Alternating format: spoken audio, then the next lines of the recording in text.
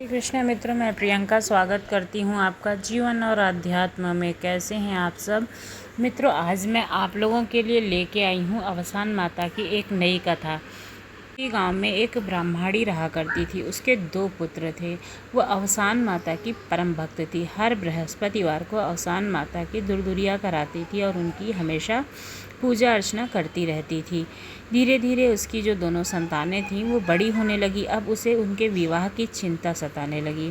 वो सोचने लगी कि ना जाने बहू कैसी आएगी, पता नहीं वो हमें माता रानी की पूजा करने दे या ना करने दे, या वो स्वयं पूजा करेगी या नहीं करेगी। ऐसे ही उसको हमेशा चिंता लगी रहती थी। धीरे धीरे उसके पुत्र बड़े हो गए। अब पुत्र का विवाह आया तो फिर बात बन गई और फिर विवाह हो गया। लेकिन जो उसकी बहू आई वो बहुत ही चटोरी थी। हमेशा सवेरे उठती और तुरंत ही कुछ ना कुछ खा लेती। पूजा पाठ में तो उसकी कोई रुचि ही नहीं थी और ना ही वो बुढ़िया की पूजा पाठ में कोई भी किसी भी प्रकार की मदद करती थी ब्राह्मणी की। अब उसे बहुत ही दुख होने लगा कि ये तो पूजा पाठ करती नहीं है, हमारी माता रानी का क्या होगा। उसे हमेशा चिंता लगी रहने लगी। अब उसको वो बहुत समझाती कि जब तक पूजा पाठ नहीं करते हैं, नहाते धोते नहीं हैं, तब तक कि कुछ खाना नहीं चाहिए, क्योंकि अगर हम हमेशा देवी देवता की पूजा करते हैं, आह्वान करते हैं, तो हमारा घर जो है शुद्ध रहता है और हमेशा बरकत बनी रहती है, सब कुछ अच्छा रहता है, धन वैभव हमेशा संपन्नता बनी रहती है परिवार में। लेकिन उसकी बहू को जरा भी उसकी बात समझ में नहीं आती थी। इससे वो जो ब्राह्मणी थी वो बहुत परेशान रहती थी। खुद तो वो पूजा पाठ करती, अवसान माता की पूजा उजा करती, जैसे लोगों को बुलाती, सुहागने खिलाती, लेकिन बहू जो है रुचि नहीं लेती थी, ना ही वो ब्राह्मणी को कुछ भी रोकती थी। धीरे धीरे और समय व्यतीत होता गया। को धीरे धीरे 3 साल व्यतीत हो गए थे। अब उसके कोई संतान भी नहीं थी। इससे भी जो ब्राह्मणी थी वो बहुत दुखी रह रही थी कि ये भगवान की पूजा पाठ करती नहीं है, भगवान पता नहीं क्या चाहते हैं, और इसके कोई संतान भी नहीं हो रही है। अब छोटे वाले जो पुत्र था उसके भी विवाह का योग बना। लोग विवाह के लिए आए और उसका भी विवाह तय हो गया। अब जो छोटी बहू आई वो उसके घर में भी अवसान माता की पूजा होती थी, देवी देवताओं की पूजा होती थी, घर में संस्कार होते थे, और सुबह जो है जब पूजा पाठ हो जाता था तभी वो भोजन ग्रहण करती थी, क्योंकि उसके यहाँ भी यह रिवाज था पूजा पाठ का, और घर में सब सात्विक चीज़ें होती थी, तो इसलिए उसके अंदर में ये प्रवृत्ति थी। बुढ़िया को अच्छा लगने लगा कि हमारी बहू भी पूजा पाठ करती है, चलो कोई बात नहीं, बड़ी वाली बहू नहीं करती, छोटी वाली तो करती है, तो आगे हमारे घर में माता रानी की पूजा होती रहेगी। उसको ये अब अच्छा लगने लगा था। और जब बृहस्पतिवार आता तो अवसान माता की बुढ़िया पूजा करती, तो साथ में बहू भी पूजा करती, बिना खाए पिए रहती। जब सुहागने खाती तो उसके साथ वो भी खाती थी। बड़ी वाली बहू का वही रवैया रहा और वो खा पी लेती थी। लेकिन अब उसको ये लगने लगा था कि छोटी बहू को तो अब जो ब्रह्माणी हैं, जो माँ हैं, वो बहुत मानती हैं, बहुत उनके साथ रहती है, उनकी दोनों की पटती है, वो भी पूजा पाठ करती हैं, और ऐसा ना हो कि उसी को ज़्यादा माने, हमें ना माने। अब उसको ये चिंता सताने लगी। वो अपनी प्रवृत्ति तो नहीं बदलना चाह रही थी, लेकिन उसको इस बात की बहुत चिंता होने लगी थी। जैसे होता ना कि लोग चिढ़ने लगते हैं, वैसे ही वो भी उसके दिमाग में भी ये चीज़ आने लगी थी। धीरे धीरे और समय व्यतीत हुआ। जो छोटी वाली बहू थी उसके एक संतान ने जन्म लिया, और बड़ी वाली बहू की कोई संतान भी नहीं थी। अब जो ब्रह्माणी थी उसको तो, क्योंकि उसके तो दोनों बच्चे थे, दोनों बहुएं थीं, तो उसको अब चिंता सताने लगी। जो बहू वाले बड़ी बहू के जो है कोई संतान नहीं हो रही थी इसके लिए, तो उसने माता रानी से एक दिन पूजा करके वरदान मांगा कि माता रानी, हमारे अगर बड़ी बहू के भी कोई संतान हो जाएगी। जब छोटी बहू के जैसे संतान हुई तो उसने माता रानी की पूजा रखी। उसी में उसने ये माना कि जो है हमारे बड़ी वाली बहू की भी अगर संतान हो जाएगी तो हम से ही पूजा पाठ कराएंगे बड़ी वाली बहू के साथ में।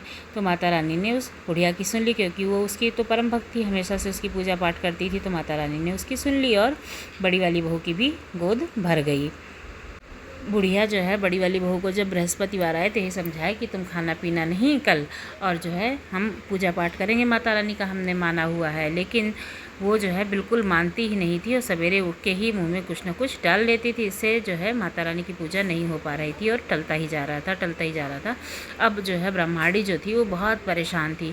उसने अपने आस पड़ोस की औरतों से पूछा, जिससे वो उठती बैठती थी अगल बगल में, कि जो है हमारी बड़ी बहू मानती ही नहीं है और हमें माता रानी की पूजा करनी है, समझ में नहीं आ रहा कि कैसे करें।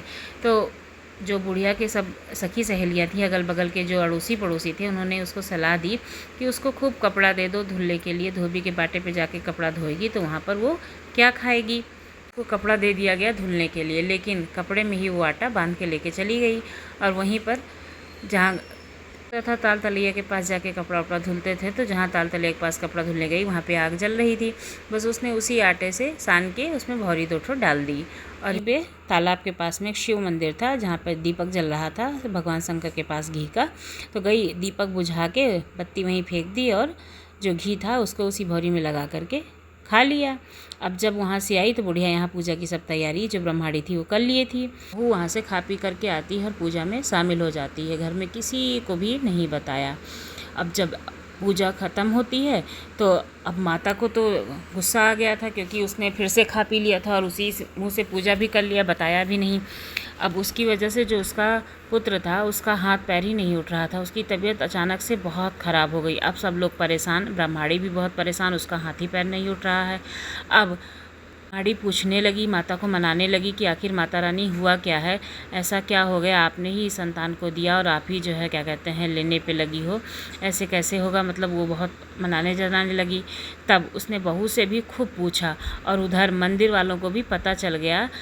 आस पड़ोस में किसी ने देखा था, उसने बताया कि उसने जो है घी उठा करके ले करके अपने बाटी में लगा करके खा लिया है भौरी में। अब वो लोग आकर के यहाँ पे कहने लगे कि तुम्हारी बहू कैसी है, उसने हमारे शिव जी के मंदिर का जो है घी खा लिया और वहाँ दीपक भी नहीं चल रहा है, ऐसी बहू तो मैंने किसी के यहाँ नहीं देखी। तो अब बुढ़िया समझ गई थी कि की वजह से ऐसा हुआ है, इसने खा पी के जो पूजा की इसी वजह से इसको समस्या हुई है इसके पुत्र को। तो उसने अपनी बहू को खूब समझाया बुझाया और कहा कि अगर तुमने माता रानी से पूजा पाठ नहीं किया, नहीं मनाया दनाया उनको, तो फिर तुम अपने संतान को खो दोगी। बहुत मुश्किल से तो तुम्हें ये पुत्र प्राप्त हुआ है। तो वो माता रानी के आगे हाथ जोड़ने लगी, खूब मनाने जनाने लगी, कहने लगी कि अब से हम कभी कुछ नहीं खाए पिएंगे, हमेशा आपकी पूजा करेंगे, जैसी अम्मा कहेंगी वैसे ही करेंगे, बिल्कुल भी परेशान नहीं करेंगे उनको, और हमारे पुत्र को, हमारे जो संतान है उसको ठीक कर दो।